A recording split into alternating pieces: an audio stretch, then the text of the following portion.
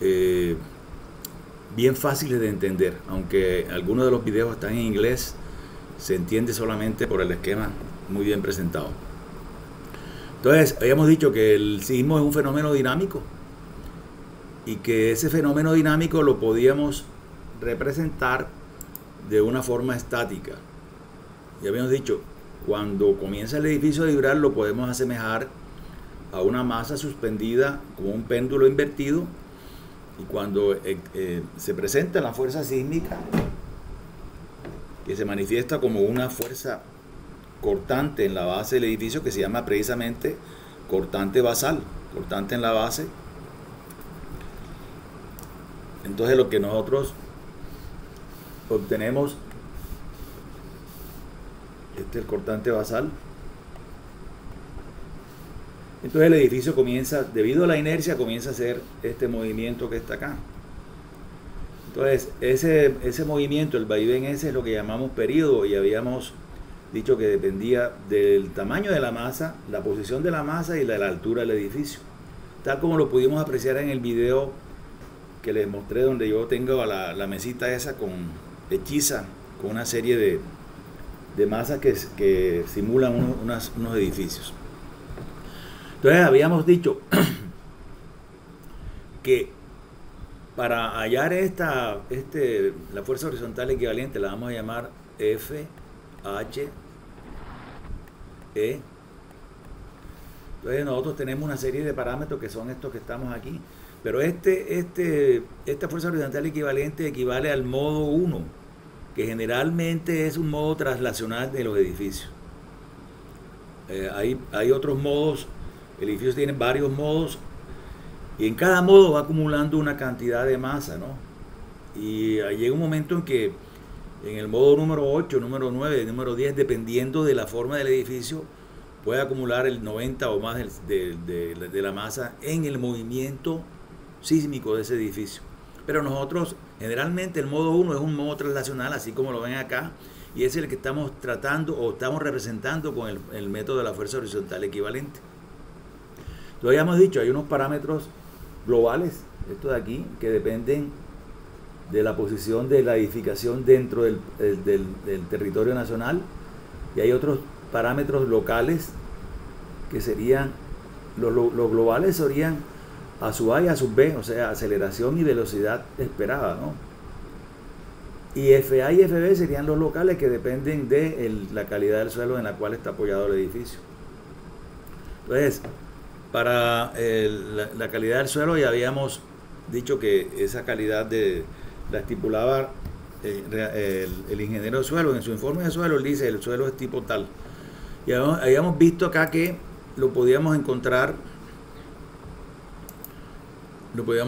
aquí en el código. Si nosotros vemos aquí en el código, podemos ver cómo es el planteamiento que tiene que hacer el ingeniero de suelos. Y entonces lo que dice es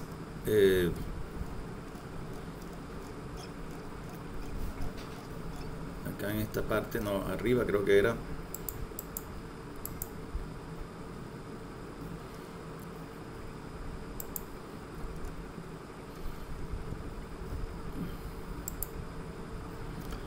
efectos locales, tipo de suelo, parámetros, velocidad media.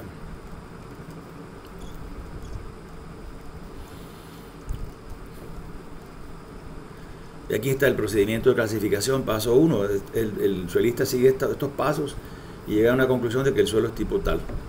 Entonces, con la calidad del suelo y con los parámetros a sub A y a sub B, podemos encontrar los parámetros de FA y FB. Y esto es lo que hasta aquí digamos, ¿no?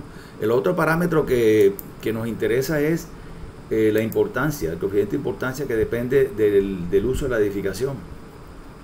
Entonces, en el código también está estipulado esos parámetros de uso de edificación.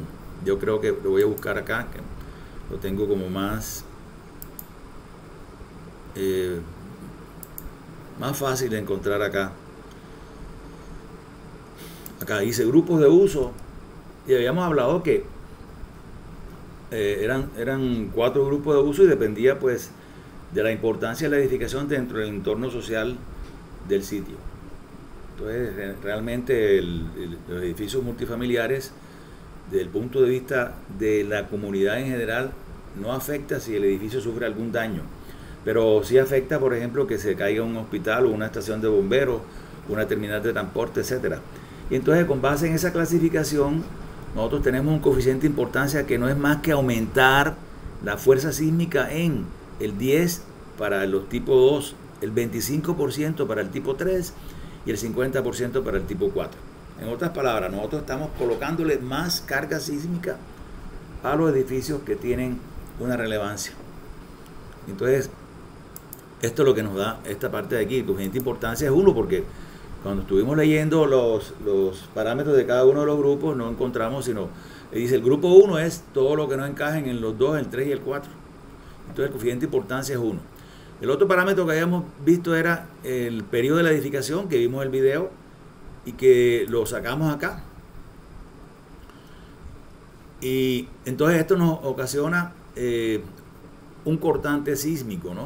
O sea, cuando nosotros estamos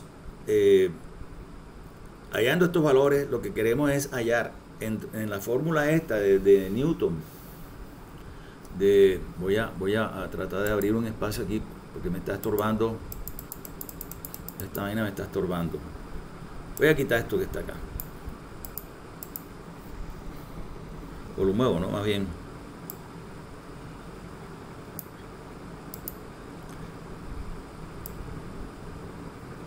Ahí. Y abramos espacio acá. Entonces, en la fórmula de Newton, que fuerza, estamos hablando de esta fuerza basal que está aquí. Esta fuerza basal es igual, de acuerdo a la ecuación de Newton, a un coeficiente sísmico, SA, por masa por aceleración de la gravedad. Esa es la segunda ley de Newton, pero con este coeficiente sísmico que está acá. Y este coeficiente sísmico depende de todos estos parámetros que estamos acumulando aquí. Y entonces están estipulados en los códigos, normalizando la curva esa del acelerograma y asemejándola a una curva un poquito más suave y más fácil de interpretar, que sería esta, que tiene una meseta acá y tiene una bajada aquí y luego sigue de una manera asintótica por acá. Entonces en esta parte de acá tenemos el tiempo y en esta parte de acá tenemos el coeficiente sísmico. Y aquí tenemos una serie de, como estamos hablando de tiempo, entonces tenemos aquí una serie de tiempo corto, le llaman este, ¿no? Aquí este sería tiempo largo, o sea, los límites de el tobogán este que ustedes ven acá. Entonces al principio del tobogán estipulamos un tiempo corto y al final un tiempo largo. Y para cada una de estas regiones obtenemos un valor de SA. Aquí tenemos SA1, aquí SA2 y acá SA3. O sea, el valor del coeficiente sísmico que vamos a involucrar aquí para hallar el cortante basal. Y entonces tenemos una serie de fórmulas que están en función de estos parámetros que acabamos de hallar. Entonces vamos a trasladar el esquema que nos da el código, lo vamos a trasladar acá, que es este que está aquí, lo copiamos y lo pasamos para allá. Sería este esquema que está acá, donde vemos aquí el tiempo corto, el tiempo largo, y tenemos una fórmula que nos dan todos esos valores. O sea, nosotros podemos hallar todo esto que está acá. Pero lo que nos interesa realmente es el valor de SA, o sea, cuál de los tres tomamos. Entonces lo que nosotros hacemos es que comparamos aquí en esta escala de tiempo el periodo que nosotros nos dio, el punto 54 este, y lo ubicamos aquí en esta gráfica. Entonces vamos a suponer que lo ubiquemos aquí. Este tiempo corto lo podemos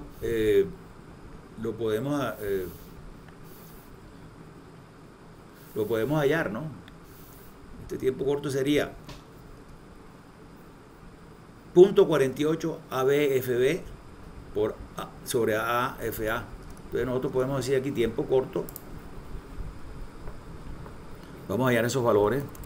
Lo que vamos a hacer es que vamos a comparar el periodo de la edificación con ese tiempo corto y ese tiempo largo, ¿no?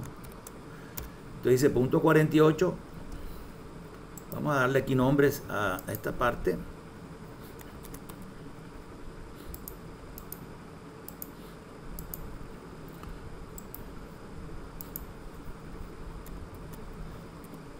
De manera que sea más fácil interpretar la fórmula cuando la planteemos, ¿no? Acá FA.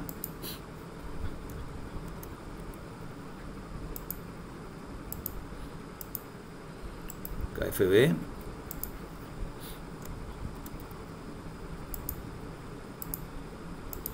Acá el periodo.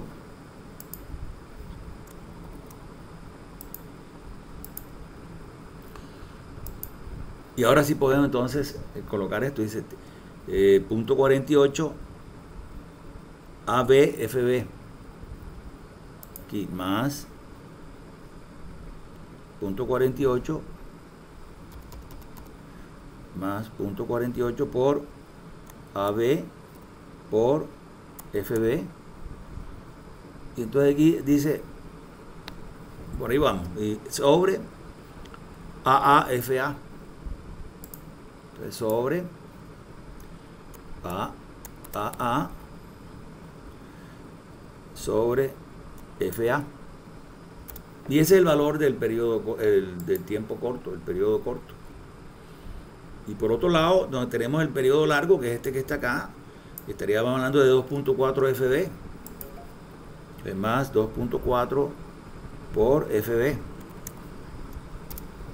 Y este es el valor del periodo. Entonces nosotros comparamos el periodo real de la edificación, lo comparamos con estos valores que están acá, y voy a colocar estos valores aquí. O sea, este de acá es 0.99 y el otro es 5.28. Este es 0.99 y este de acá es 5.28. Y el periodo nuestro es 0.54. Entonces nosotros ubicamos el periodo, que sería este que está aquí, más o menos por aquí, 0,54. Entonces, al ubicar el periodo nuestro, el periodo real de la edificación sobre el eje de las X, lo proyectamos hacia arriba y vemos en qué curva cae.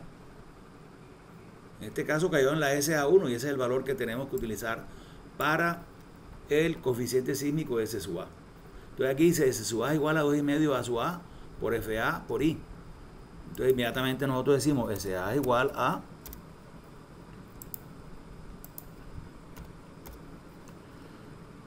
2,5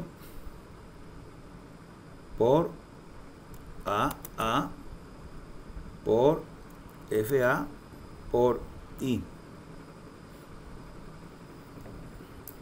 Aquí está I, a ver cómo lo clasifiqué. Ah, no, no, es que no le coloqué nombre acá. Nombre I. Y ahí está. 0,4 es el coeficiente sísmico. Entonces ya con ese coeficiente sísmico yo puedo multiplicar, aquí en esta gráfica yo puedo multiplicar la masa, o sea, el peso de la edificación, que no es más que la masa por la aceleración de la gravedad, y obtengo el coeficiente, el cortante basal. Esto es eso lo que vamos a hacer. Entonces vamos a hacer una tabulación, y en esa tabulación vamos a representar nuestra estructura. Voy a borrar toda esta vaina que me está estorbando aquí.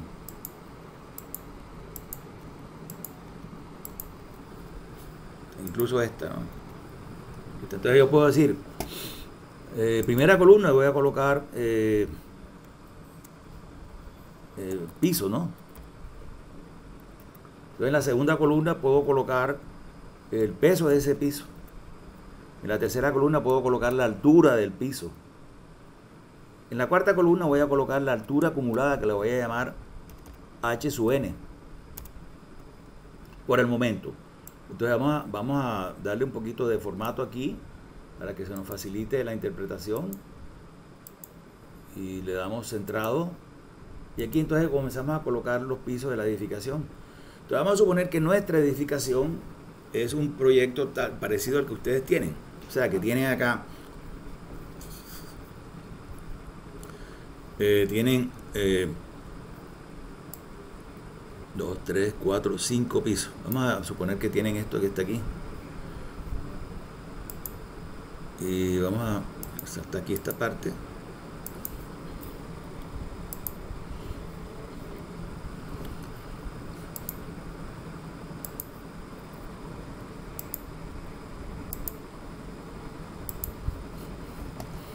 Acá.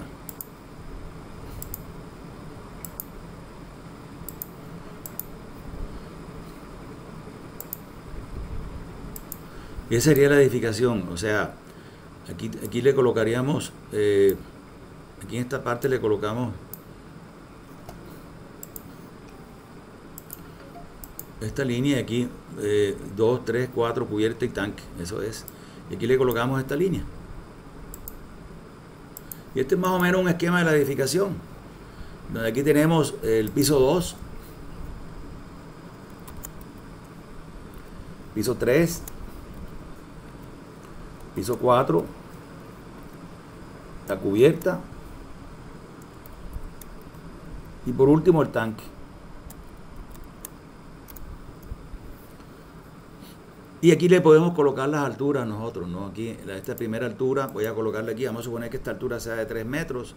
Mejor dicho, vamos a suponer que todas las alturas son de 3 metros, para facilidad, ¿no? Entonces aquí vamos a centrar esto y colocamos formato número y que replicamos este 3 acá. Y eso es lo que vamos a hacer. Entonces, pero lo vamos a representar acá en esta tabla, ¿no? Entonces, en esta tabla vamos a colocar aquí, de arriba hacia abajo, vamos a colocar tanque, al revés, ¿no? O sea, como si fuera el edificio, si estuviéramos viendo el edificio como tal. Tanque, cubierta, piso 3, perdón, piso 4 primero, piso 4, piso 3, piso 2 y piso 1. Ahí tenemos la representación de nuestro edificio. Y entonces aquí las alturas pues simplemente es este valor que está acá.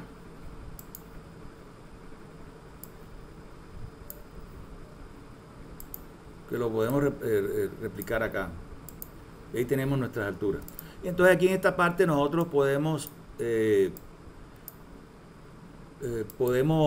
hacer una sumatoria, ¿no?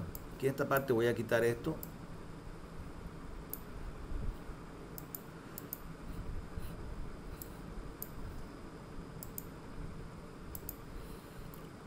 Y aquí podemos hacer una sumatoria, ¿no?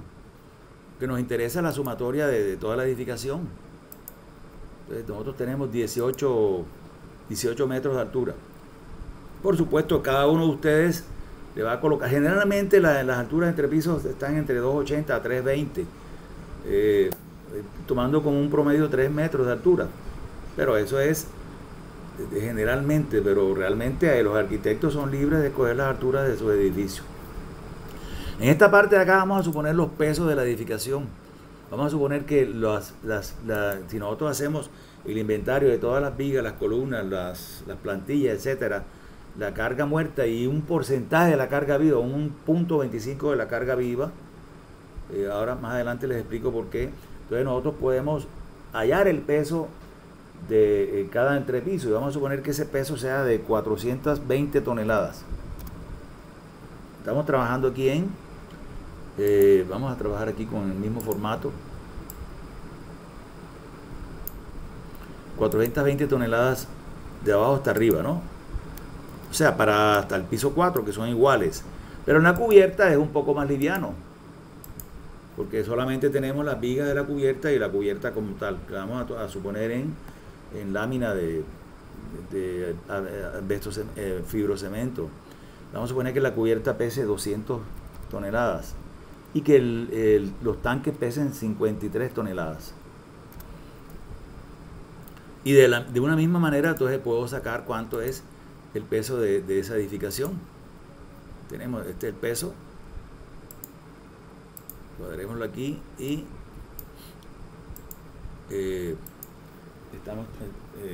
sabemos que el edificio pesa 1933. Entonces, si nosotros sabemos que el edificio pesa 1933, inmediatamente podemos encontrar cuánto es el cortante basal. Entonces, si llamamos a esta vaina el peso,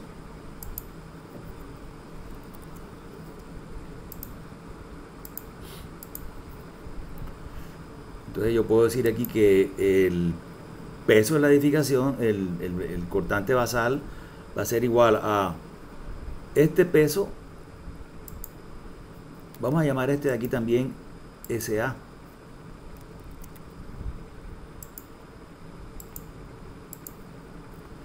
Entonces aquí sería el valor de SA multiplicado por el peso de toda la edificación. Y ese es el cortante basal. O sea, esta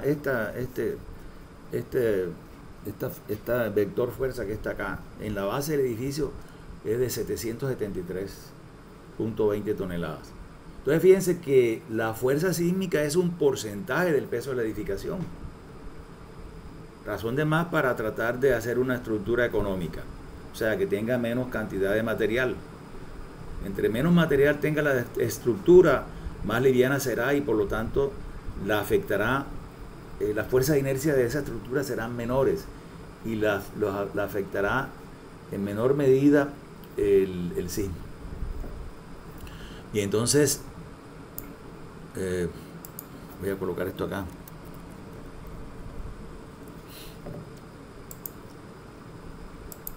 Como para dejar esto organizado, ¿no? Cubierta, piso 4, piso 3, piso 2 y esto, y borramos esto de acá. Y entonces ahora sí puedo rodar, voy a quitar este de aquí. Ahí tenemos el esquema nuestro, ¿no? Realmente aquí es con esta parte. Ahí tenemos la edificación. Esta altura acumulada la podemos hallar simplemente pues acumulándola, o sea, hasta el piso, aquí, perdón, esto aquí es tanque cubierta, piso 4, piso 2, no existe el piso 1. Ojo, ¿eh? Este piso no existe, ¿no? No existe este piso. Entonces vamos a subir esto acá. Pero vamos a recalcular esta parte. Ahora son 1513 y acá serán 15 metros de altura. Eso es. Entonces aquí en esta parte les decía que en esta parte podemos colocar la altura acumulada. Entonces la altura acumulada aquí sería, para el piso 2 sería la misma altura, pero para el piso 3 sería la altura de ella más la altura del piso inferior. Y lo mismo para las demás, ¿no? ¿Cierto? Y entonces aquí tendríamos entonces las alturas acumuladas. Bien, vamos bien hasta ahí. ¿Quién tiene alguna pregunta, alguna duda?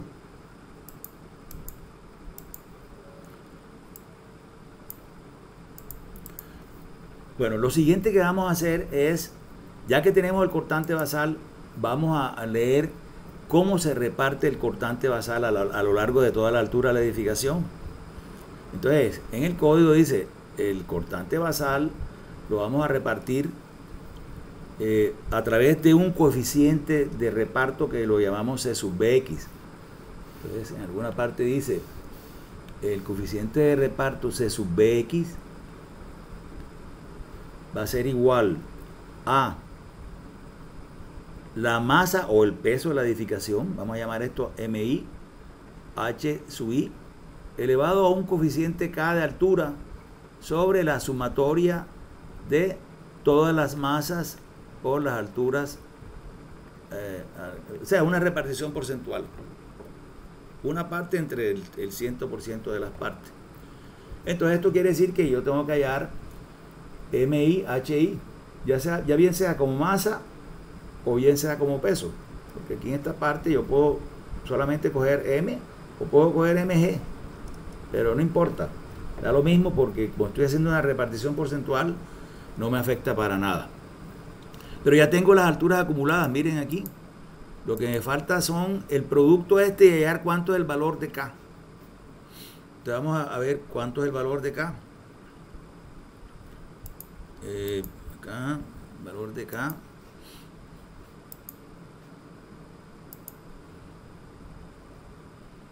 Quiero encontrar lo que le dice exactamente la norma.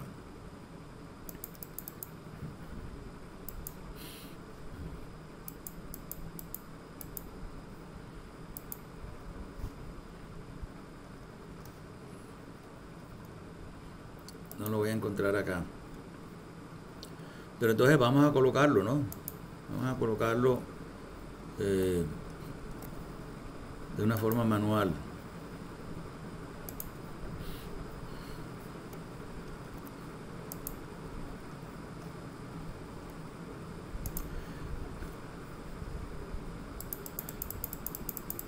¿Dónde quedó la...?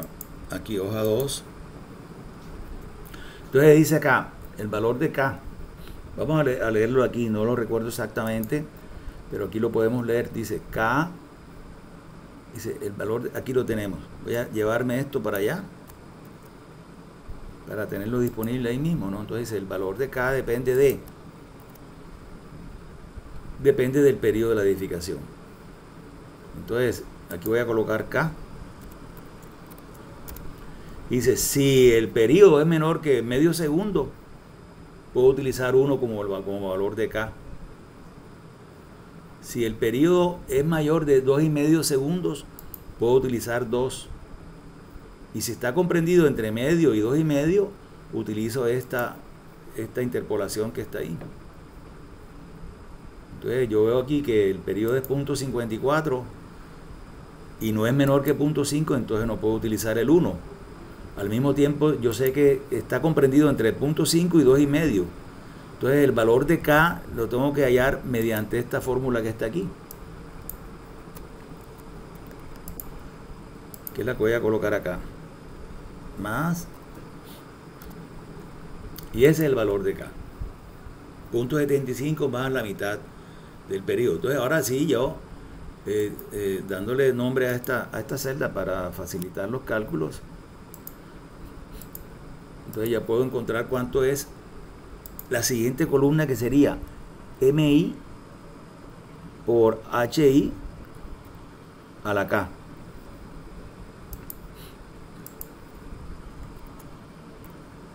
Esa es la siguiente columna.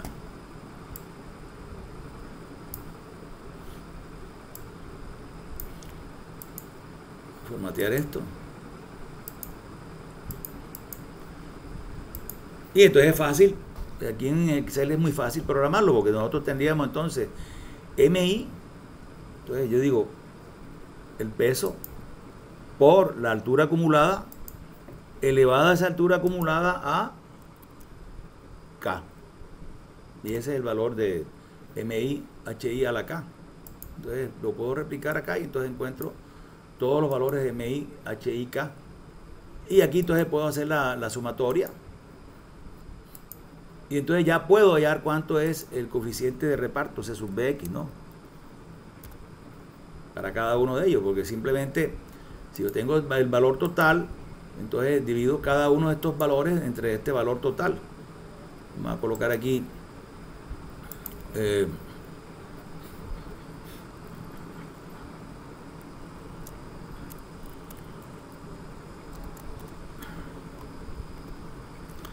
la suma de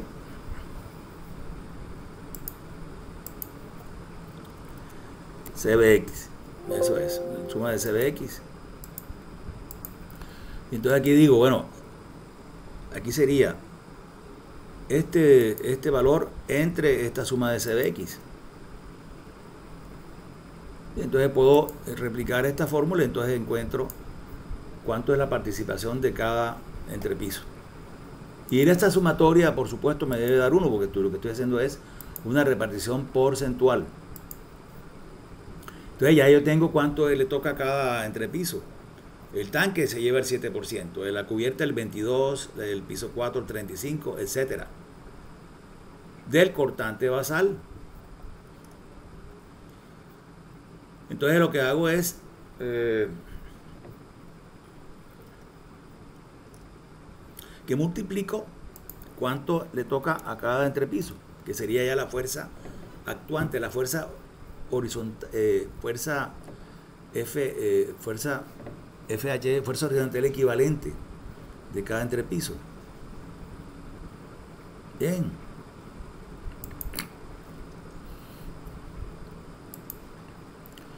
Entonces aquí,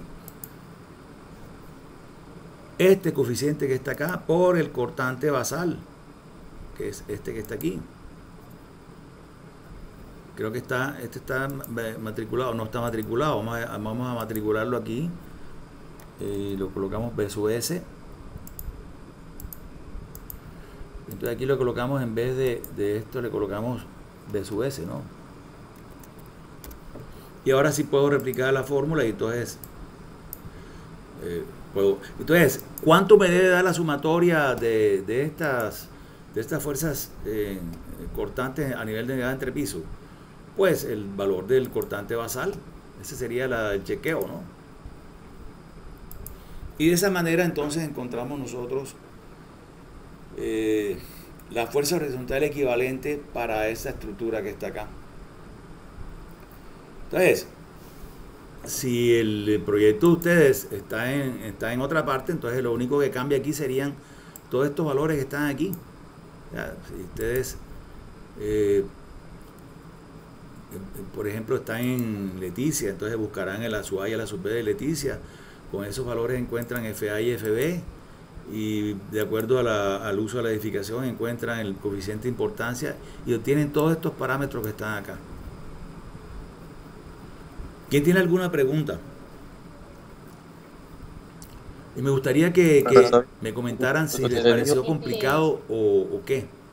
Díganme. Tengo una pregunta. ¿Cuál sería? ¿Por qué no meten el piso 1? Lo que pasa es que tengo mala conexión y no alcancé como a ver o a escuchar. ¿Por qué no meten qué? El piso 1. Porque es la tierra, es el suelo. O sea, aquí en esta parte, aquí en esta parte lo único que tienes tú es el suelo, ¿no? Voy a añadir un espacio aquí para que no me quede acá, fíjate el esquema de la edificación. En el esquema de la edificación tú tienes, aquí en esta parte de abajo tienes, aquí es el piso 1. O sea, aquí sería el empotramiento de las columnas. O sea, realmente, miren, lo que llamamos en todos los programas estructurales y en el resto de naciones, le llaman, a la primera placa le llaman el piso 1. Acá nosotros le llamamos el segundo piso. ¿Sí o no? Pero realmente es la primera placa de la estructura. Porque el suelo sería el piso 0. El suelo. Solo que nosotros estamos llamándolo así: P2, piso 2, piso 3, piso 4, cubierta y tanque. Si ustedes llegan a una edificación, si tú llegas a un edificio y vas buscando una amiga, mira, ella me dijo que vivía en el piso 1, y pues, el piso 1 es este, dirá el portero, aquí donde estoy yo parado. ¿Sí o no? Bien, entonces, ¿quién tiene alguna otra pregunta? ¿Cómo les pareció? Profe, usted nos dijo que, a ver, que les dije que qué. ¿Cómo íbamos a hallar el W a las cargas esas? ¿O se lo explica después? ¿Cómo íbamos a hallar qué? Recuérdame que es que no, yo le dije que le explicaba después, pero... Sobre las cargas esas W que tiene ahí de los pisos. Las cargas estas, miren, afortunadamente para uno, ¿no? Los programas estructurales modernos le encuentran el peso de la edificación, porque ellos dentro de su base de datos tienen los datos de todas las barras. Entonces la columna tal tiene 3 metros y tiene 30 por 30, entonces ahí el volumen la multiplica por la densidad del concreto y va acumulando eso. La misma cosa con la plantilla, el programa saca automáticamente el área, lo multiplica por el espesor y lo multiplica por la densidad. Si estamos hablando del peso de los muros, entonces uno le dice que por cada metro cuadrado yo tengo 0.25 toneladas de muro, entonces él hace la multiplicación. Si no tienes eso, como era el caso anterior, cuando no estábamos utilizando estos software, sino que había un software que muy viejo pero muy bueno, ¿no? Que yo utilizaba para impartir este curso. Entonces había que hacer eso a mano, así de sencillo. Teníamos que hacer esto lo teníamos que hacer a mano.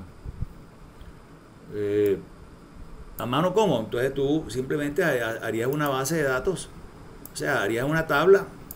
¿Cómo sería la tabla? Tú dirías elemento. Entonces aquí en esta parte, base, por altura, la longitud, y aquí en la parte superior colocarías densidad igual. Y entonces aquí elemento viga 1, por ejemplo, viga 1, entonces tiene punto 2 por punto 3 y una longitud de 5 metros. Entonces simplemente aquí tú obtienes un volumen, ¿no? Si quieres le puedes colocar aquí volumen, o si quieres inmediatamente le colocas el peso, porque aquí lo que tienes que hacer es esta multiplicación aquí, 2.4, que sea la densidad,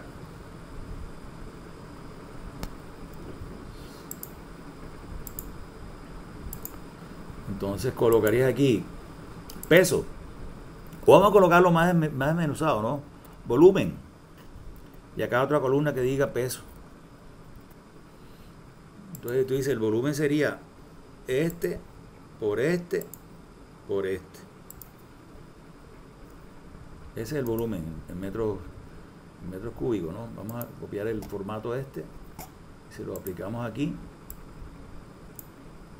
Y entonces, ¿cuánto sería el peso? Pues entonces simplemente multiplicarías ese volumen por este volumen que está aquí. El peso sería más esta densidad por este volumen.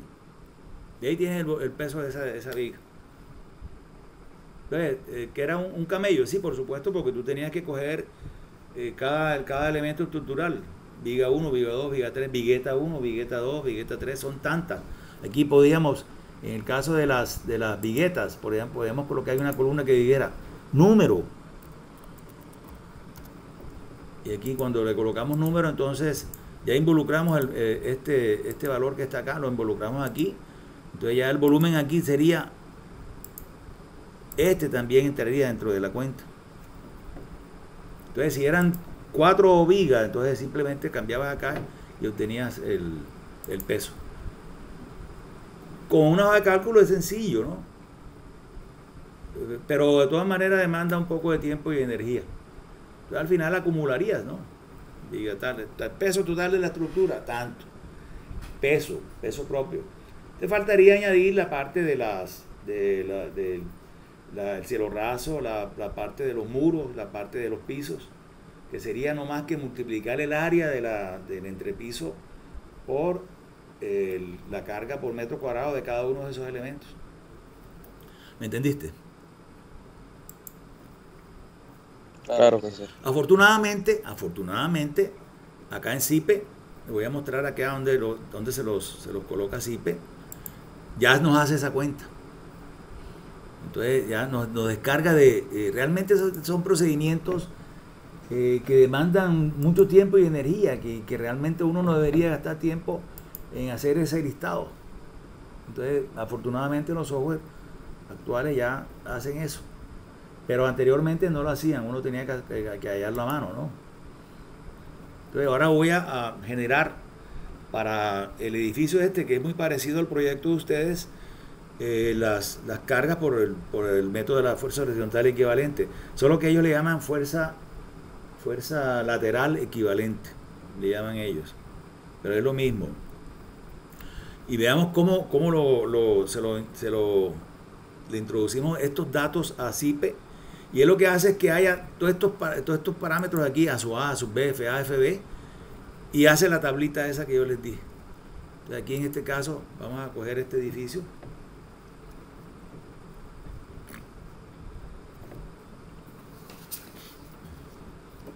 Profe, ¿y eso no lo va a hacer manual o lo vamos a hacer ahí en sí?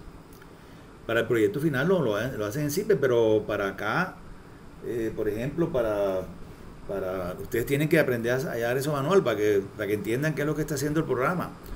Que no sea una vaina rutinaria que ustedes digan, el programa hace esto, pero yo sé qué es lo que está haciendo el programa. Esa es la respuesta que ustedes deben obtener. Yo sé qué es lo que está haciendo el programa. Lo único que es que me va a quitar el camello de yo hacer la tabla esta y tal y cual. Pero en todo momento uno tiene que estar seguro de qué es lo que está haciendo y qué es lo que le está pidiendo el programa. Aquí en esta parte, cuando ustedes le piden los datos generales, aquí en el sismo, ustedes pueden escoger el análisis dinámico, modal espectral o el estático, que es de la fuerza horizontal equivalente. Yo no sé por qué esta vaina me está fallando con esto, no me saca todo el tamaño de esta vaina, no sé. Aquí hay otro botoncito que no me aparece, no sé por qué. Bueno, entonces aquí ustedes, fíjense que aquí escogen todo tipo de edificación, estructuras de ocupación normal. Si se meten acá, estructura de ocupación especial, estructura de atención a la comunidad. Y por aquí en esta parte está un botoncito de ayuda, que no lo puedo sacar, no sé por qué no me está sacando este botoncito de ayuda. Y entonces acá, aquí en esta parte ustedes le definen mediante la velocidad de la onda cuánto es el tipo de suelo. Entonces aquí le colocan, él automáticamente les halla a ustedes la sub A y la sub B. El cálculo del FA y el FB no lo coloca aquí en esta pantalla, ¿no?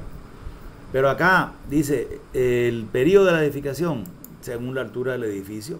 Ustedes aquí le colocan la altura, 15 metros. Entonces ya dice, bueno, con esa altura él calcula el periodo, sabiendo que se surte, etcétera, ¿no? Vamos a ver qué dice acá. Efecto de la componente vertical, no, aquí. Bueno, no puedo, no sé qué diablos le dice al programa que no me... Pero entonces cuando yo le digo que calcule el espectro, entonces fíjense que él me da 0.4 y me genera la curva esa con la meseta acá y aquí el tobogán. Entonces cuando yo calculo esta estructura, vamos a colocarle aquí uno, a ver si no lo tiene, acepto.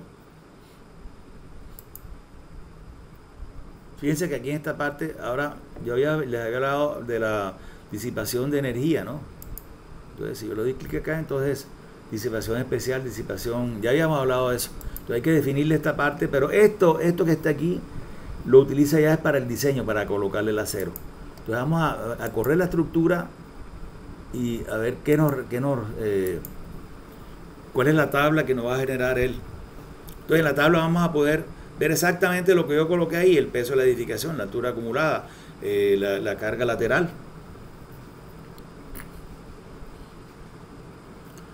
Lo importante es que ustedes sepan qué es lo que está haciendo el programa. El CIPE tiene muchas cosas automatizadas, al contrario de otros programas, por ejemplo SAP 2000 y ETAPS no tiene eso tan automatizado. Uno tiene que introducirle las combinaciones de carga, cuál es la masa que va a excitar, etcétera. Aquí es automático, pero es importante que el usuario entienda qué es lo que está haciendo el programa.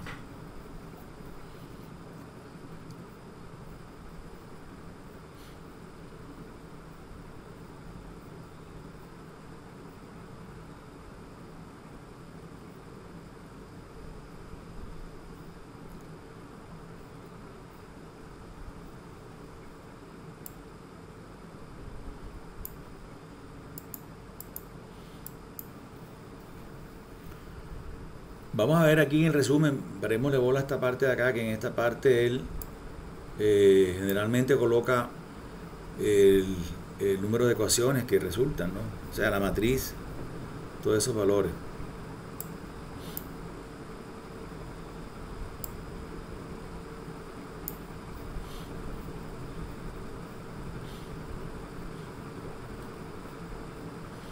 Y ahí hizo ya el análisis, solamente le pedí el análisis. Entonces yo puedo pedirle aquí que me diga qué fue lo que hizo en la parte sísmica. Entonces dice justificación de la acción sísmica y me da un listado.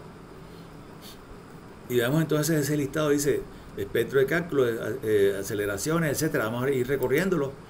Entonces aquí dice punto 10, punto 15, 180. Y aquí ahora hablamos sobre estos valores que están acá. Este sería la irregularidad, el chequeo y la irregularidad. Entonces aquí la altura del edificio, la carga viva de un 25%, y aquí están todos esta es la planta de la edificación, y aquí están el espectro. Y dentro del espectro él dice el valor máximo es de 0.4. Este espectro está mayorado, está multiplicado por un coeficiente de modificación de respuesta. Pero aquí también entonces me da el espectro sin la modificación de la respuesta, pero aquí pueden ya ver, miren, el F A sub A y A sub B, y entonces él calcula el FA, le da 1.60, y el FB le da 2.20, que fue lo mismo que nos dio a nosotros, lo único que, y el periodo corto 0.99, periodo largo 5.28, y aquí le dice de dónde saca eso, ¿no? Y aquí tenemos el espectro de diseño de aceleración. Este es el coeficiente de modificación de respuesta, que ahora hablamos sobre ese. Y entonces acá nos dice el espectro en sentido X y el espectro en sentido Y. Ya fíjense que este espectro de diseño no es 0,4, sino es 0,08. Si ustedes multiplican 0,08 por el coeficiente de modificación de respuesta R, cuyo valor es 5, ahora vemos dónde sale ese 5. Entonces, si multiplica 5 por 8, 40. Entonces le da 0.4. O sea, 5 por 0,08 le da 0.4, que es el espectro mayorado, que fue el que vimos allá, que es el que nosotros estamos hallando a mano. Entonces aquí dice, las fuerzas horizontales equivalentes. Aquí tiene el periodo. Toda esta es y aquí le está diciendo en qué parte de la norma está, A422. El cortante basal, ahí lo tienen, un coeficiente basal por, y entonces aquí tenemos, pero ya claro que este ya está dividido, ¿no? Ya está dividido por el coeficiente de modificación de respuesta. Y aquí en esta parte podemos ver los pesos de los entrepisos. Pues, esta vaina sí fue coincidencial, ¿no? Que dan más o menos los valores que hemos colocado acá, ¿no se dieron cuenta? 4.20, aquí 4.43. Aquí hay una pequeña diferencia porque probablemente se disminuye una viga o una columna, ¿no? En el piso 4. Y acá en la cubierta 235, acá 52 toneladas. Y aquí le hayamos colocado ¿cuánto? Es más o menos el proyecto que estamos viendo, jóvenes. ¿Se dieron cuenta? 53.200. Pero fue una cosa coincidencial. Más adelante acá entonces nos explica el coeficiente de reparto porcentual es este, y entonces aquí nos dice el valor de K está comprendido entre esto, y entonces, y aquí nos dice cómo la distribución del coeficiente de reparto en el sentido X y en el sentido Y. Para el método de la fuerza horizontal equivalente, estos dos coinciden. Si lo hacemos por la parte modal, por el dinámico, entonces son ligeramente diferentes. Con estos valores entonces él encuentra cuáles son las fuerzas que están actuando en cada piso. Entonces dice aquí la planta, entonces aquí tenemos sentido X y sentido Y, y va acumulando, ¿no? Que va acumulando hasta llegar a 128. Aquí en esta parte no ha acumulado. Vamos acá más abajo, ya probablemente lo veamos con la acumulación. No, aquí está. Entonces esta es la tabla que les estoy diciendo, que es la escuela que hicimos a mano, ¿no? Claro, aquí está como separada, ¿no?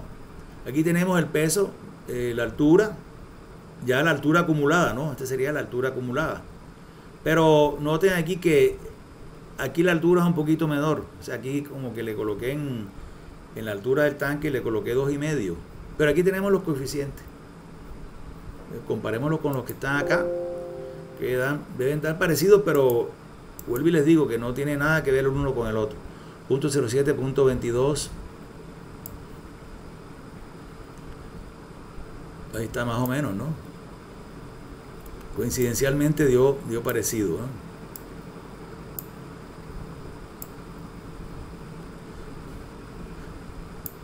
Vamos a rodar este hacia acá para que podamos compararlos.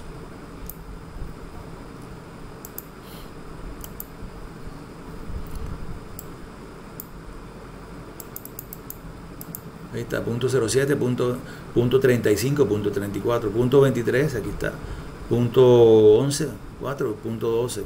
Recuerden que aquí está, este está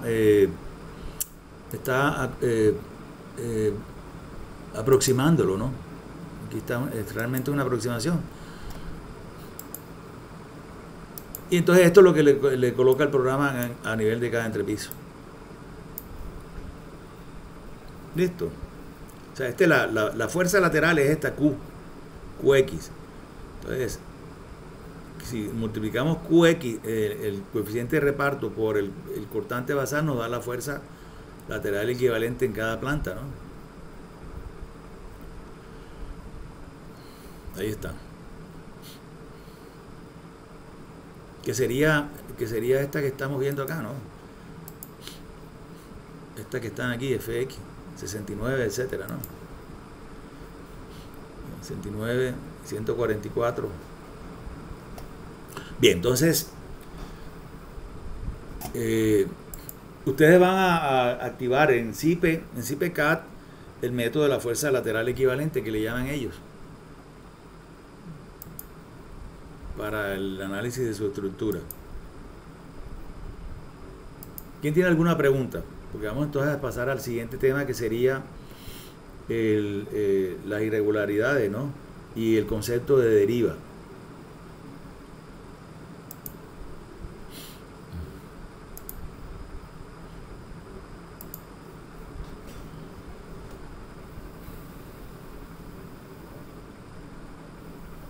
Bueno, entonces, ¿cómo dices? Ese coeficiente en Y, ¿ese coeficiente en Y nosotros también hay que pararlo? No, fíjense que son iguales, ¿no? Son iguales los dos coeficientes.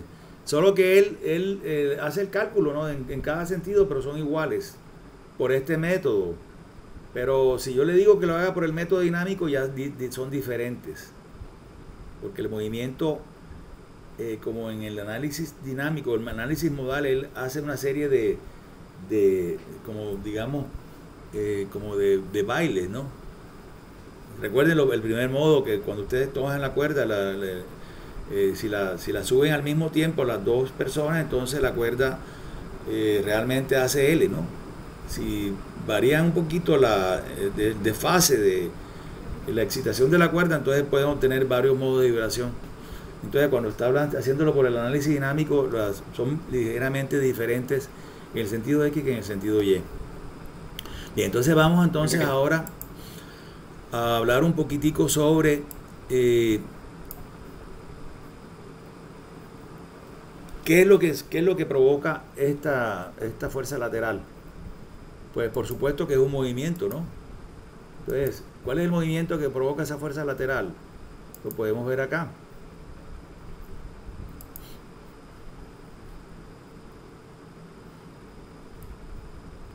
Aquí esta parte nosotros le decimos que nos muestre cómo es el movimiento para el sismo en X. Entonces, él inmediatamente, voy a decirle que exagere esto aquí, voy a colocarle aquí 90, por ejemplo. Entonces, para que me muestre, para que se destaque el movimiento, ¿no? Aquí en esta parte, en una gama de colores, podemos ver que, por ejemplo, la parte superior se movió 20 milímetros. Aquí en el color este rojo que está aquí, ¿lo ven acá? Y entonces yo voy a decirle que anime este movimiento para percibirlo de una manera más fácil. Entonces ahí lo que podemos ver es, voy a colocarlo así para que, así visto como desde un dron, ¿no? Entonces ahí podemos ver el movimiento del edificio en el sentido X. Lo vemos de forma lenta, pero realmente eso depende, como ustedes vieron el video que les mostré, donde le excitaba los modelitos esos, depende, pues, por supuesto, de la fuerza del sismo. Si le digo que lo muestre en el sentido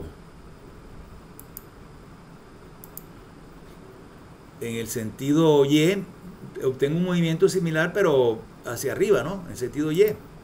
Acá, si le digo, yo quiero verlo en el sentido Y, entonces lo mostrará en el sentido Y. Entonces yo lo giro de manera que lo pueda apreciar en el sentido Y. Entonces lo coloqué al revés, aquí, entonces así. Este sería en el sentido Y. Este movimiento que está acá tiene un límite, así como el desplazamiento vertical tiene un límite, este desplazamiento también tiene un límite. O sea, no nos podemos pasar de cierto límite. Y ese límite es Está estipulado en el código y dice, para el control de los desplazamientos laterales nosotros vamos a introducir un concepto que se llama deriva. Entonces vamos a hablar un poquito sobre la deriva. Entonces, ¿qué entendemos por deriva? Voy a apoyarme en el prefacio de la norma, ¿no? Que es mucho más agradable que el mamarracho que yo hago ahí, acá en esta parte. Ahora sí vamos a repasar esta parte, en donde podemos ver qué es lo que hemos hecho hasta ahora, ¿no? Vayamos a su A, a su B, FA, FB, vayamos el coeficiente de importancia, y de acuerdo al sistema estructural, entonces nosotros encontramos, y también escogimos esto, ¿no? Pero esta parte ya les dije que es para el momento de colocarle el acero, entonces él es un poquito más rígido. O sea, aquí fíjense que los estribos están más cerrados que en esta parte de acá. O sea, está más apretada, está más confinado el núcleo de concreto de las vigas y las columnas. Y aquí tenemos cuándo podemos utilizar cada uno de estos métodos de disipación de energía. Aquí en esta parte voy a pasarla un poquitito y después regreso a ella. Entonces aquí tenemos, esto fue lo que hicimos. Hallamos la masa, hallamos el periodo de vibración, hallamos el coeficiente sísmico, hallamos un cortante basal y con ese cortante basal repartimos las fuerzas de acuerdo al coeficiente de reparto porcentual a lo largo de toda la altura de la edificación. Pero realmente esta estructura es tridimensional. Lo que hemos hecho es esto que está aquí. O sea, le hemos colocado a nivel de cada entrepiso, esto que está aquí a la izquierda, una fuerza lateral. Esa fuerza lateral se va a repartir entre cada uno de estos pórticos que están aquí. O sea, en el sentido en el sentido X, yo puedo ver 1, 2 y 3 columnas. Entonces se va a repartir en esos tres pórticos. ¿Cuánto le toca a cada pórtico? Pues depende de la rigidez de cada pórtico. O sea, la rigidez, recuerden que está en función del módulo de elasticidad, que es común para todas. La inercia, que es el tamaño de las secciones, y la longitud de las barras. Entonces cada uno de estos pórticos tendrá su rigidez, y el que tenga más rigidez absorberá más fuerza horizontal equivalente. De manera que esta fuerza que ustedes hallaron allá, vamos a suponer que los pórticos fueran igualitos, que tuvieran la misma rigidez. Entonces en este caso, para cada pórtico, entonces le vamos a aplicar una tercera parte, porque hay 3 pórticos en el sentido X, y en el sentido Y le aplicaríamos 1, 2, 3 y 4, una cuarta parte. Bien, ahora regresamos con esto, con esta torsión que vemos ahí. Y entonces el control de ese desplazamiento lo hacemos a través de este concepto de deriva. Entonces llamamos deriva delta I, pero delta mayúscula, ¿no? Sería igual a la diferencia que hay entre los desplazamientos entre 2 pisos consecutivos. O sea, yo tengo 2 pisos, entonces yo puedo restar, porque lo tengo. Yo ahora les voy a mostrar dónde pueden ustedes ver el desplazamiento de los pisos en CIPE. Entonces, yo resto el desplazamiento del piso 1, del piso 2, y eso tiene un límite. Y el límite de esa deriva es esto que ustedes ven aquí, 1% de la altura del entrepiso. Aquí lo ven. La deriva debe ser menor o igual a el 1% de la altura del entrepiso. Si el edificio es de mampostería, el 0,5%. Entonces, quiere decir que si las alturas de entrepisos de este edificio son de 3 metros, o sea, de 300 centímetros, la diferencia entre las deflexiones de 2 pisos consecutivos no puede ser mayor a 3 centímetros, que sería el 1% de 300. Y de manera que si ustedes se pasan, si es mayor que 3 centímetros, entonces quiere decir, miren, ustedes pueden hacer lo siguiente, ¿no? Pueden dividir esta diferencia que está acá entre la altura del entrepiso y compararlo con el 1%.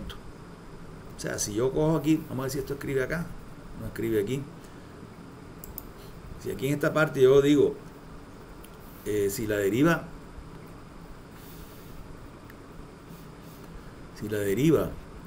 de un entrepiso es menor o igual a 0,01 la altura del entrepiso,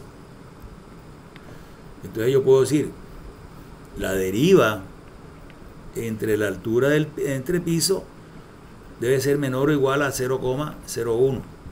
Y esto lo puedo expresar en quebrado, lo puedo colocar como una centésima, ¿no? Y entonces este programa se lo va a presentar a ustedes así en forma decimal y en forma de quebrado. Entonces, si por ejemplo yo al hacer esto obtengo que la deriva se pasó de 3 centímetros, entonces vamos a suponer que la deriva de ese piso me dio, el piso 3 por ejemplo, me dio 4 centímetros. Entonces yo digo 4, la deriva 4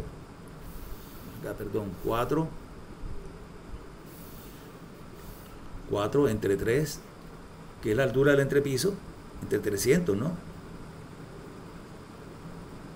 Y obtengo este valor. Colabórenme con ese valor, que sería más 4 entre 300. Entonces me estaría dando esto, 0,0133, 0,01333. También lo puedo expresar en quebrado, ¿no? O sea, esto me daría, por ejemplo, por ponerle un ejemplo, 1 sobre 95. Esto de acá. Estoy suponiéndolo, no es exacto, esto no es real. Pero entonces ya yo con estos valores yo puedo decir no estoy cumpliendo con la deriva. Porque aquí me pasé en 333, ¿no? Por el contrario, o sea que en este caso yo tengo que aumentar las secciones de las columnas para controlar el desplazamiento lateral, darle más rigidez al edificio. Eso lo hago aumentando las secciones de las columnas. Si por el contrario, aquí en esta parte yo obtengo que la deriva no es de 4 sino de 1, entonces quiere decir que el edificio está muy sobrado, está muy reforzado. Pues cuando yo divido 1 entre 300, aquí digo 1 entre 300, estoy hablando de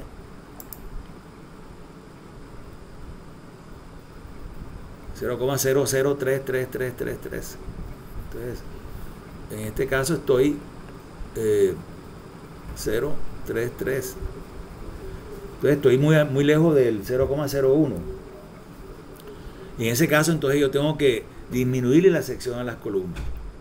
En otras palabras, yo tengo que ir tanteando mediante un proceso iterativo las secciones de los elementos estructurales, porque hasta ahora nosotros hemos supuesto unas dimensiones de los elementos, es lo que se llama un predimensionamiento. Pero la dimensión real de los elementos estructurales depende de este control de deriva que nosotros vamos a hacer. En CIPE ustedes pueden ver este control de deriva aquí, cuando ustedes le piden este resultado. Claro que acá el programa, los españoles le llaman distorsiones, y en otros países también le llaman distorsiones, ¿no? Y distorsiones de pilares, entonces él le da un listado. Y aquí en el listado dice, estos son las derivas o las distorsiones, distorsión en X, distorsión en Y, pero aquí le dice carga gravitatoria o gravitatoria más viento, aquí en el origen. Entonces no nos interesan esas, nosotros nos interesan las cargas sísmicas. Entonces vamos al listado en la parte donde están las cargas sísmicas. Acá, situaciones sísmicas, aquí está. Y entonces aquí podemos leer, para cada columna hay un recuento de cuánto es la altura, etcétera, cuánto es la deriva. Miren, aquí está dándome 1 sobre 182 con respecto a la altura del entrepiso. Esta está bien, pero esta que está acá debería dar 1 sobre 100. O sea que estaría un poquito alejada, ¿no? Pero bueno, de entre 99 y 100 realmente es poquito. Si ustedes dividen 1 entre 99, le está dando 0,010 no sé qué cosa. Entonces se puede aceptar. Lo que no se puede aceptar es que ustedes le den aquí un coeficiente de por ejemplo, H sobre 50. Estaríamos diciendo que está demasiado, ¿no? Se mueve demasiado el edificio en este piso, en el piso este.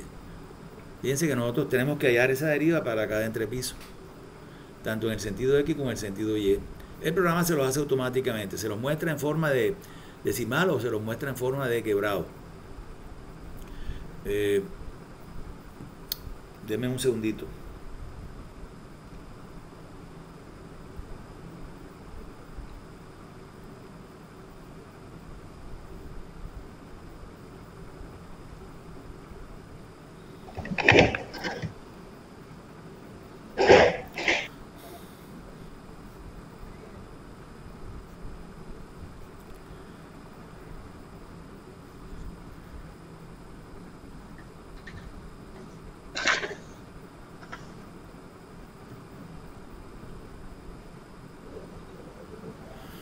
Bien, entonces,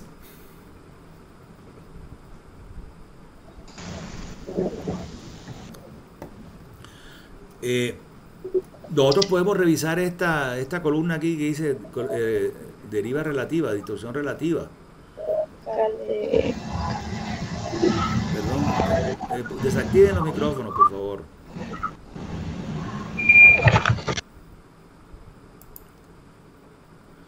Y entonces podemos chequearlo de arriba hasta abajo, ¿no? Fíjense que está relativamente bien, está cerca de 100. Hay unas que se pasan de 100, pero recuerden que nosotros vamos a trabajar con la columna con la misma sección de abajo hasta arriba. Entonces es normal que en la parte superior esté un poquito sobrada. O sea, este denominador que está aquí debe ser lo más cerca de 100, sin ser menor a 100. Porque eso es lo que nos dice el código, ¿no? El límite es tal. Aquí, por ejemplo, está en 95. Si le sacamos el inverso a 95, entonces vamos a obtener 0,010526. Se pasó un poquito. Este de acá está mucho más cerca, ¿no? En general está bien esta estructura que está acá. Hay unas que se pasan un poquitito, pero están cerca de 100. Y aquí en la última parte, él les hace el cálculo de la deriva como si toda la edificación, aquí esta parte de aquí, es como un resumen, o sea, como tomando, como si fuera una sola columna y esa columna fuera de 15 metros de altura. Entonces podemos ver aquí que realmente en el piso 3 es donde tenemos unas distorsiones que son muy grandes, ¿no? O sea, que no lleguen así en esta parte. Pero en términos generales, fíjense que aquí está dando 1 sobre 138 y 1 sobre 142. Esa es la manera como los códigos limitan los desplazamientos laterales.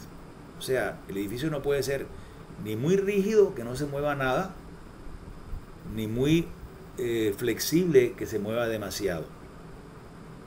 Por varias razones. Si es rígido, si no se mueve mucho, entonces, como fíjense que lo que vimos cuando el video donde aparezco yo con la mesa, con los modelitos, cuando el edificio es muy rígido, de pronto hasta se puede quebrar cualquier columna si hay consonancia o resonancia, ¿no? El término es resonancia, si hay resonancia con el periodo del sismo. En el caso de que se mueva demasiado, no lo queremos porque, pues primero que todo es incómodo para los habitantes del edificio. El edificio se mueve demasiado, pues es incómodo. Se puede la persona marear, por ejemplo.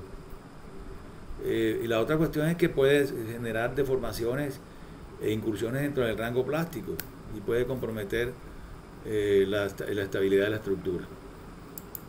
Ese es entonces el concepto de deriva. No sé si alguien tiene alguna pregunta.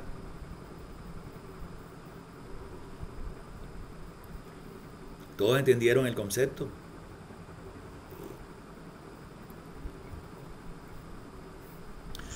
Sí, profe. Bien, veamos entonces ahora lo que hablamos sobre irregularidad. Claro está que el tema este no lo van a incluir ustedes dentro de su trabajo. Pero sí les voy a explicar en qué consiste la irregularidad. Y entonces voy a mostrarles nuevamente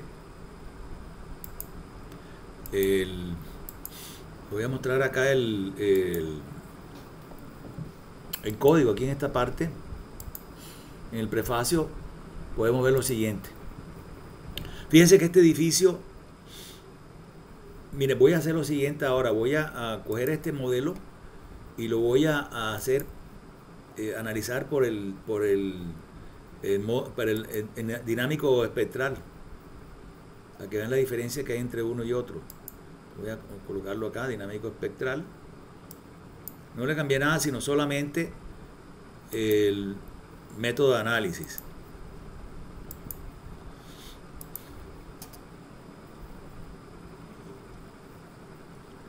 Y vamos a regresar acá.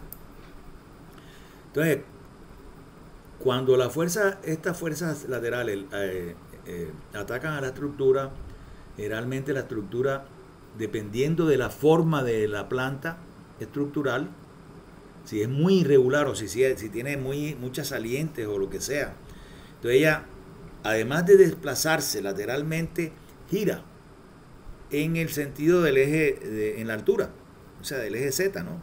Si llamamos X y Y, los ejes que están coincidentes con el plano donde está apoyada la estructura, entonces hacia arriba lo llamaríamos como eje Z. Entonces, ese movimiento que está aquí, tenemos que contemplarlo a través del concepto de irregularidad. Entonces, este movimiento es más o menos notable, o se nota más dependiendo de cuán irregular sea la estructura. ¿Cómo definimos la irregularidad de la estructura? Entonces hay dos irregularidades. Hay una irregularidad en planta que depende de estos parámetros que les voy a mostrar, o sea, de la forma del entrepiso, y hay otra irregularidad que es en altura, que depende también de las rigideces de los entrepisos y de ciertos elementos estructurales. Entonces veamos aquí, en esta parte podemos ver la irregularidad en planta. Por ejemplo, si yo tengo un edificio que aunque es rectangular, por ejemplo, este edificio tiene unos balcones, ¿no? Entonces esos balcones le dan una irregularidad porque no es exactamente rectangular. El proyecto de ustedes no es exactamente rectangular, pero aunque fuera rectangular, de todas maneras, de acuerdo a las secciones de las columnas, el edificio trata de girar. Vamos a ver si terminó. Parece que terminó, ¿cierto? Entonces ahora vamos a mostrarle que me dé los resultados de la deformada. Ah, bueno, no la calculé, ¿ves? Acá.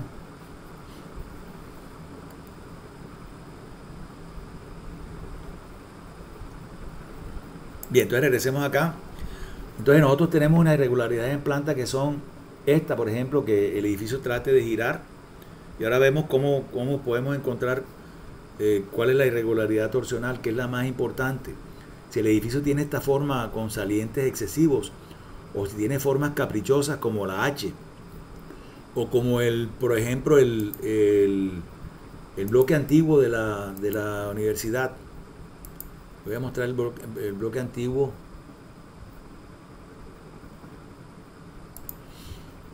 Acá vamos a coger en Google Maps. Voy a trasladarme en una vista aérea en la UPB.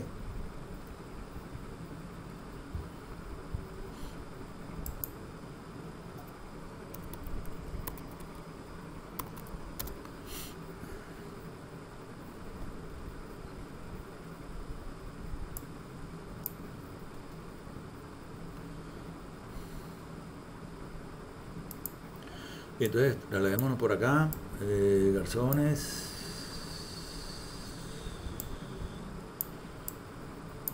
Aquí. Vamos a pasarnos a la vista satélite para que podamos apreciar entonces el bloque de la universidad. Entonces fíjense que este bloque que está acá, ¿será que me permite acá escribir? No, no me permite. Este bloque, miren, aquí es la entrada de la universidad. Y este es el bloque que era el colegio de la presentación de las monjas. La historia de esto es que las monjas le vendieron eso a la universidad y la universidad se pasó allá, pero la universidad realmente funcionaba por allá, por el seminario, por el P5. Este bloque tiene esta forma que está acá, tiene esta forma de acá, fíjense que parece una F. Esta es la capilla.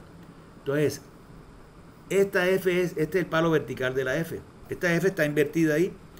Este sería el palo horizontal de la F y este sería el palo del medio de la F.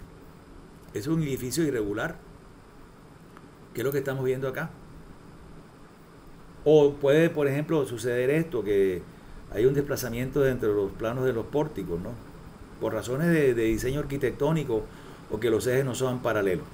Entonces, cuando uno contempla estas irregularidades, define un coeficiente phi sub p, que es el coeficiente de irregularidad en planta. Ese valor de ahí creo que fluctúa entre 0.8 y 1. Si el edificio es regular, el valor es 1. Y a nosotros nos interesa que todos esos valores sean 1. Ahora, más adelante les digo por qué. Si estamos hablando de la irregularidad en altura, entonces podemos ver que el piso, por ejemplo, si hay edificios en los cuales de pronto en el piso 8 hay un auditorio, entonces la altura del auditorio es más grande que un entrepiso común. Entonces es claro que esta parte aquí en este piso es más flexible que los otros pisos. O por ejemplo que hay una piscina en el piso 8. Entonces hay una cantidad de masa ahí mayor que en los otros entrepisos, entonces hay una irregularidad en planta. O que tenga unos retrocesos excesivos, como sería el caso del Palacio de Justicia. En el caso del Palacio de Justicia en Montería, todos conocen el Palacio de Justicia, pero vemos que tiene unos retrocesos.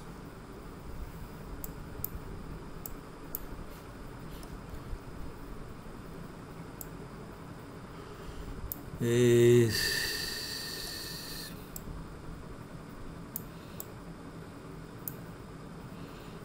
laboratorio Bernardo, que es la tercera, Valle 27 con... Aquí está el Palacio de Justicia, creo, ¿no? Vamos a tirarle un muñequito acá. Ahí.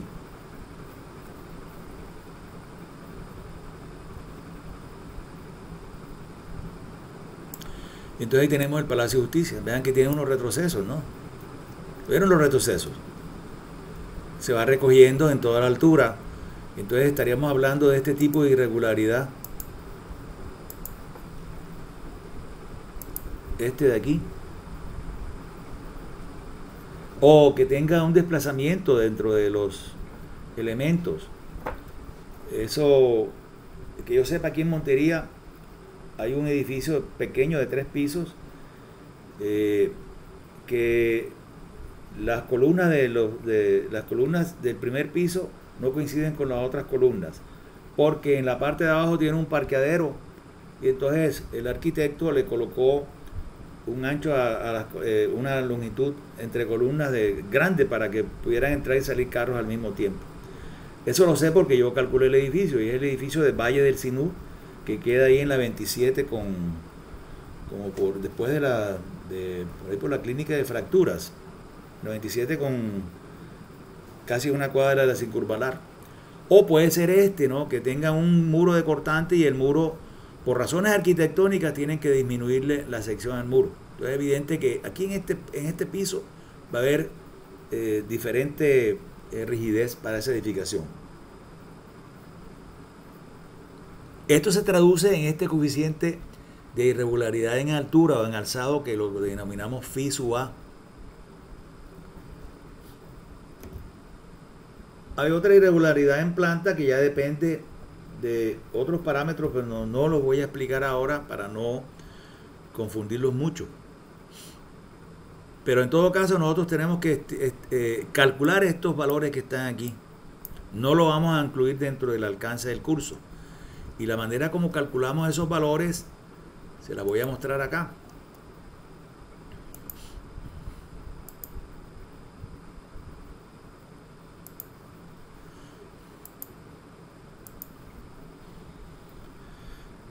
Veamos si lo veo por aquí. Aquí están las irregularidades, cómo aparecen en el código, ¿no? Dice la irregularidad en planta. Entonces hay una operación que hay que hacer. Entonces dice, bueno, ustedes cogen y calculan la irregularidad en una esquina del edificio y la calculan en la otra esquina. Sacan el promedio y entonces dividen la mayor irregularidad, perdón, la deriva, estoy hablando de derivas.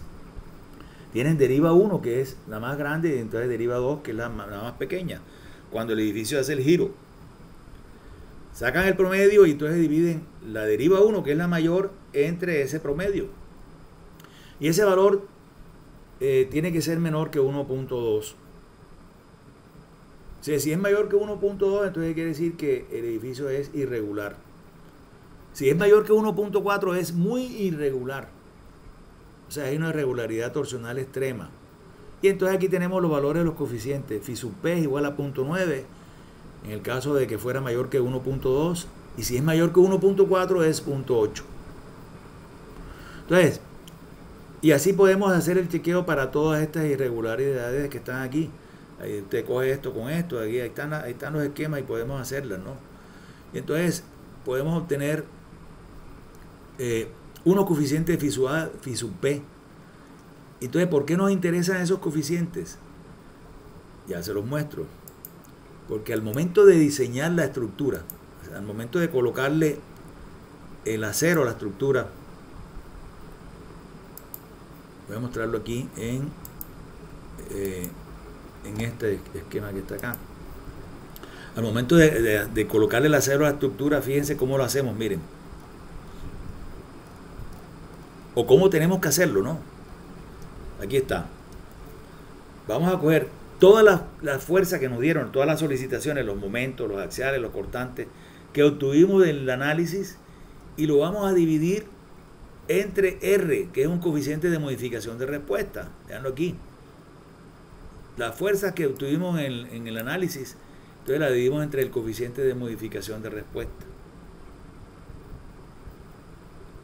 El coeficiente de modificación de respuesta depende del tipo de estructura que es.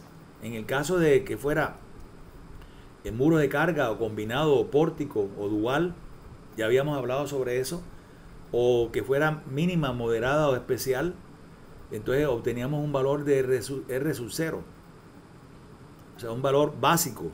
Arrancamos con un R sub 0. Para el caso de los estructuras aporticadas de concreto, este valor es 5. Eso quiere decir que si no es irregular el edificio, o sea, que si todos los coeficientes phi, estos que están acá, son iguales a 1, entonces el valor de R sería 1 por 1 por 1 por 5. Entonces el valor definitivo de R sería el mismo, 5. Y cuando nosotros vamos a diseñar, entonces si tenemos una fuerza de 50, entonces diseñamos con 50 entre 5, 10.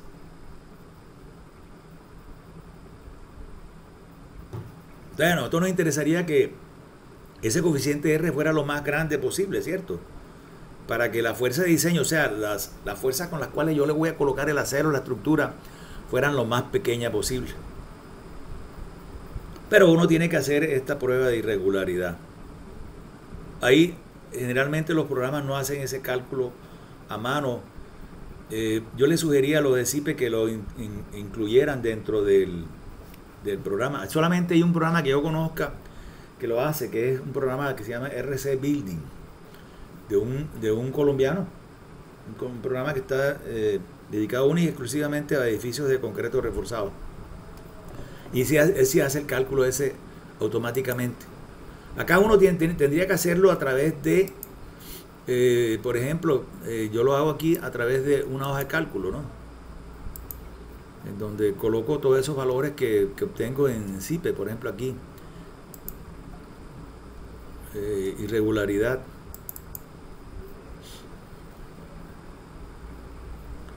Y entonces aquí en esta hoja de cálculo coloco estos valores que están aquí.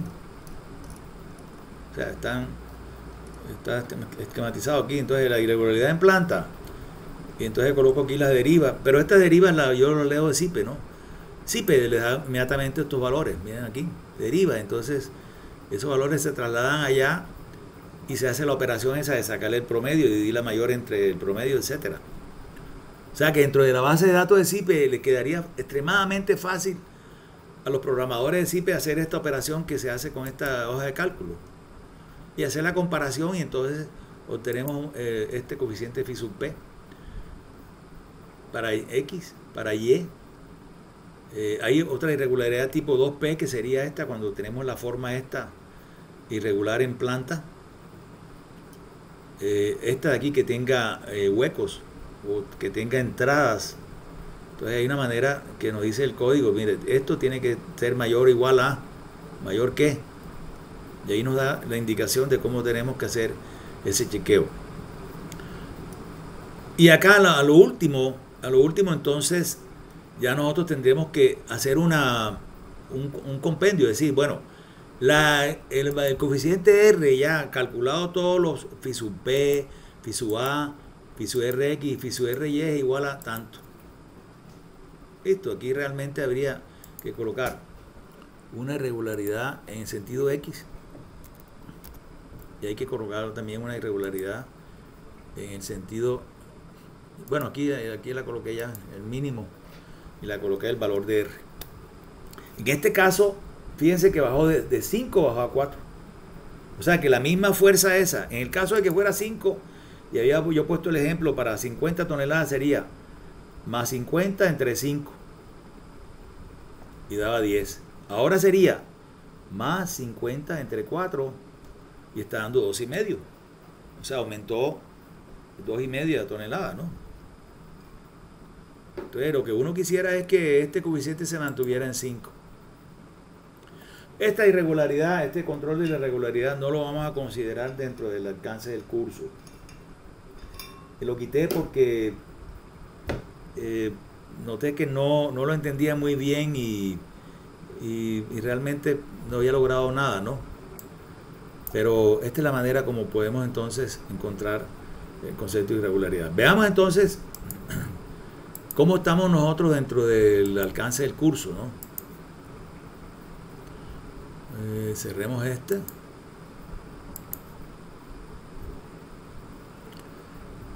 Cerramos esto también. Cerramos esto también.